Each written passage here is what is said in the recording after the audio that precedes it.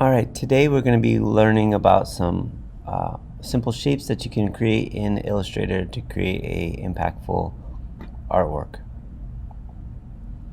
So let me close this. Alright, so the first thing you're going to do is you're going to go File, New, and on this new document you're going to title it, or you could just title it Simple Shapes. Let's just title it Simple Shapes. Simple Shapes. Alright, and what we're going to do is we want to do letter. So I'm going to go to print, I'm going to click letter, and then I'm going to change this to inches, and then my orientation to landscape. I want one artboard, and I want to change my color to RGB because I'm just going to have this on a screen.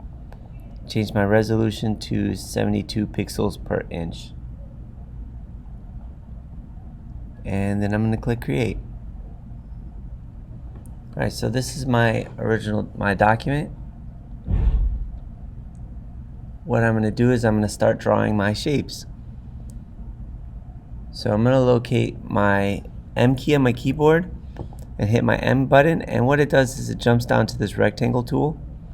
And what I'm going to do is I'm going to draw out the base of my cityscape. Alright, so a few things about this base. So I'm going to zoom in. I hit Control plus to zoom in. So if you look here in the corner, these are live corners. You should remember that from when we did the little app icon. And this right here is your repositioning. So I can move this to reposition it. Alright, there's a few things I have on. So notice when I move things around, you see that pink line that shows up? That is a guide. To get those guides turned on, I went to View, I went to Smart Guides, and I turned those on. I also have my Snap to Points on, Snap to Point right on. I have that on, and Snap to Glyph. You might not need both of them, but I keep them both on. That Snap to Point's kind of nice because it always jumps to 90 degrees or center points and stuff like that. Alright, so the next thing we're going to do is we're going to create our shapes.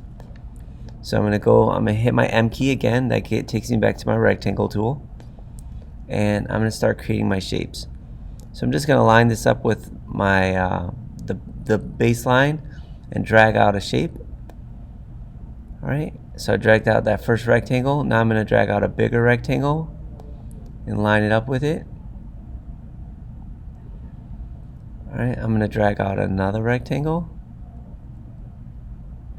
And if you hold down spacebar, it allows you to move it before letting go of your mouse. So I'm going to line it up to right here.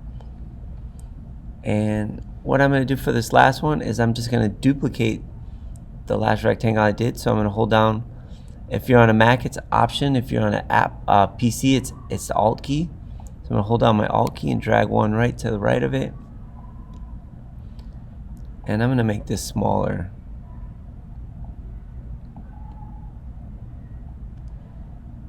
And for this I'm going to drag it up and I'm going to line it right up with the other sizes so that they're all equal. So that looks pretty good. The only other thing is it's off on the right hand side, so I'm going to drag a box across all my boxes, and I'm just going to use my arrows on my keyboard to kind of visually center it. Alright, and that looks pretty good there.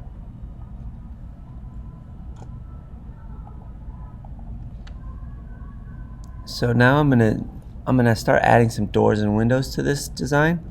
So go back to my rectangle, and to do if you see that pink line that showed up in the middle of my square, that means that it's a square.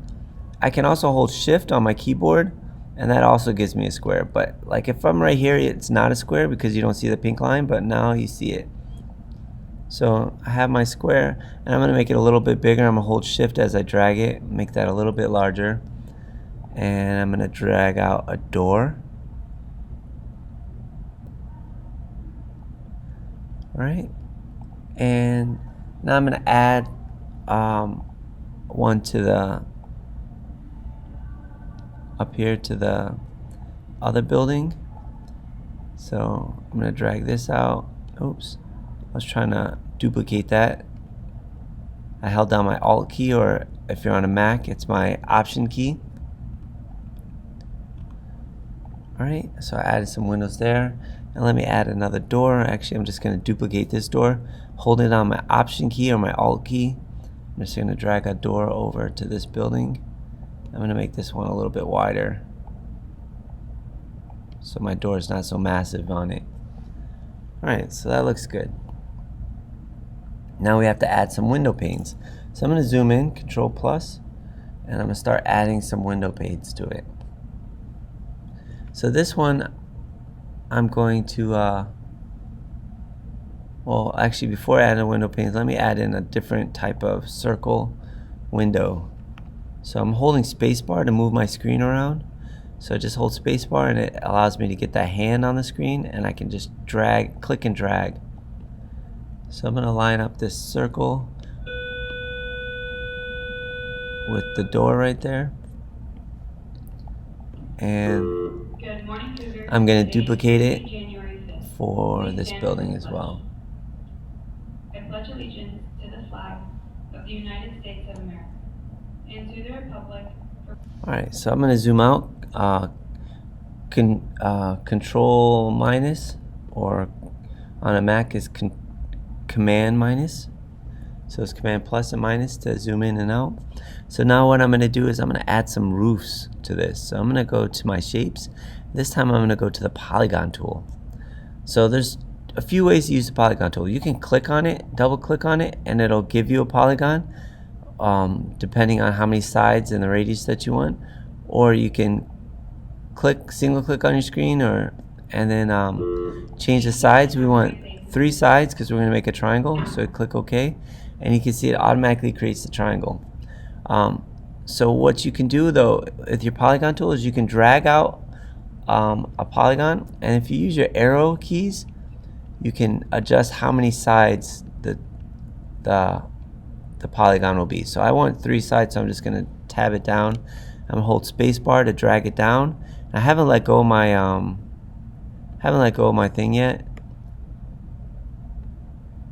and I'm just going to drag it out. If you hold shift, it keeps it at a 90-degree angle. I'm just going to extend this to right there, and I'm going to make it a little bit shorter. Alright, so there's my first roof, and I'm just going to drag out some other roofs. So hold shift, I let go, and I drag this roof down,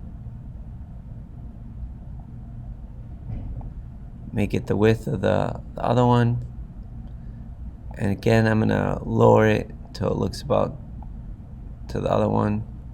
Alright, so I have 2 roofs there, and let's see here.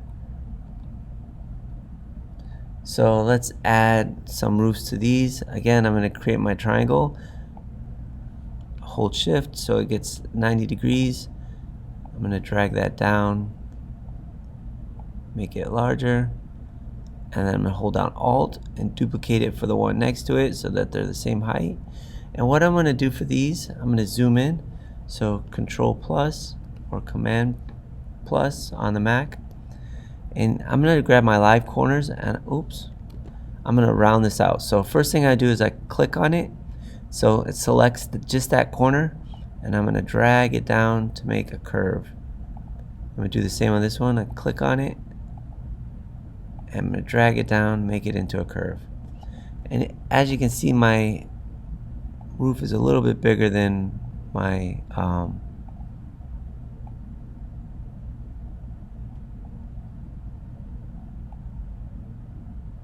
building.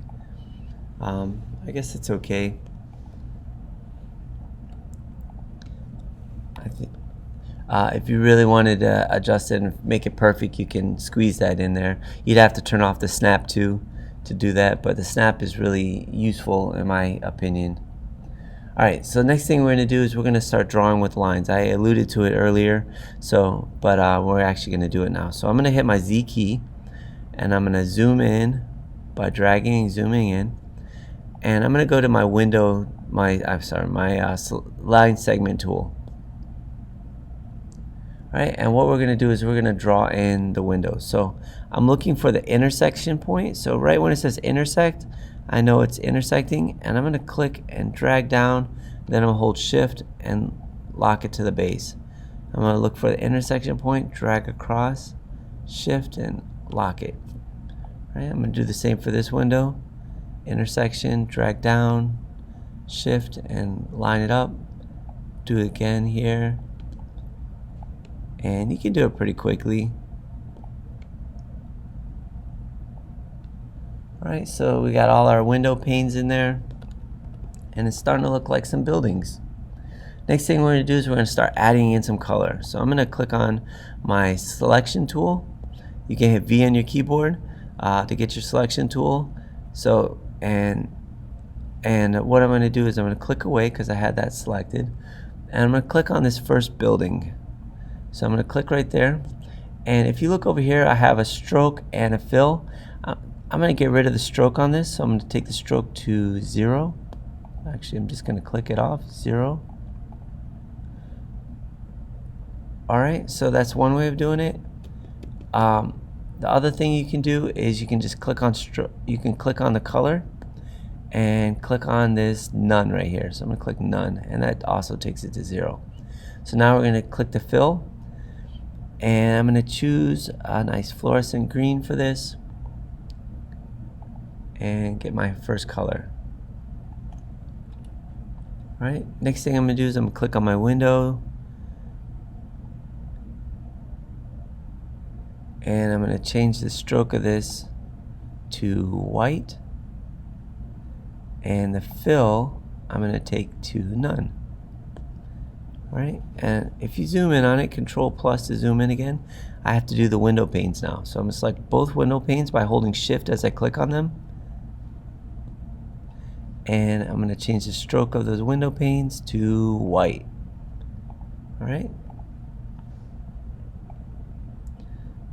so now it looks like a nice window with no fill on it.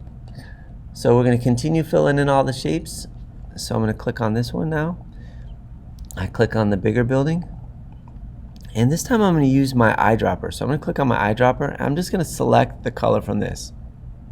So it not only selects the color, but it also gets rid of the stroke that I had because I don't need that stroke anymore. And I can do the same with the windows. I'm hold shift and click them both, and I'm going to click on this window.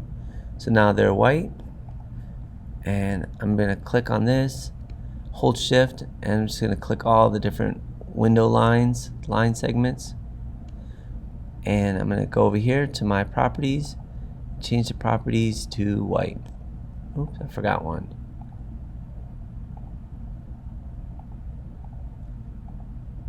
Alright, so it's starting to look good. So I got some color in it. So now let's do the roofs. So I'm going to click on my roof, and this time I'm going to come over to my top here. If you don't see this menu, because I'm using Classic Workspace Essentials Classic. So if you click on that, it takes you there. This time I'm going to click on Shape. Oh, sorry. What was I doing? Oh, I'm going to come over here to my colors, and I'm going to go over here and I'm going to change this to a dark blue, so it's a 95.5.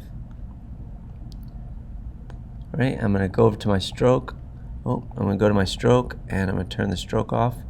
And you can decide where you want to do these manipulations. You can either do them up here in the options bar. You can use your properties panel. I choose to usually use my properties panel just because it's a little bit larger. But I'm going to click this one, or like I did before, you drag a box over it, whichever is easiest for you. I'm going to click right here and go none, and change this to that blue. Alright, and let's